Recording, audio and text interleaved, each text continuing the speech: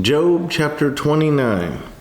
Job further continued his discourse and said, "Oh, that I were as in months past, as in the days when God watched over me, when his lamp shone upon my head, and when by his light I walked through darkness, just as I was in the days of my prime, when the friendly counsel of God was over my tent, when the Almighty was yet with me, when my children were around me, when my steps were bathed with cream and the rock poured out rivers of oil for me, when I went out to the gate by the city, when I took my seat in the open square, the young men saw me and hid, and the aged arose and stood.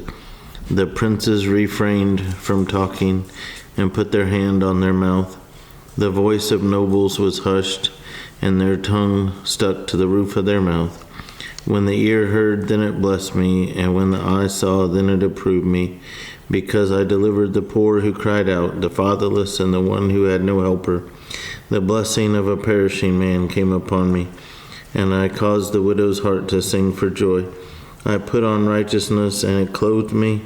My justice was like a robe and a turban. I was eyes to the blind, and I was feet to the lame. I was a father to the poor, and I searched out the case that I did not know. I broke the fangs of the wicked and plucked the victim from his teeth. Then I said, I shall die in my nest and multiply my days as the sand. My root is spread out to the waters, and the dew lies all night on my branch. My glory is fresh within me, and my bow is renewed in my hand. Men listened to me and waited and kept silence for my counsel. After my words they did not speak again, and my speech settled on them as dew. They waited for me as for the rain, and they opened their mouth wide as for the spring rain.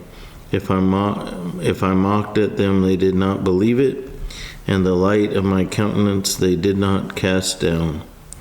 I chose the way for them and sat as chief. So I dwelt as a king in the army, as one who comforts mourners.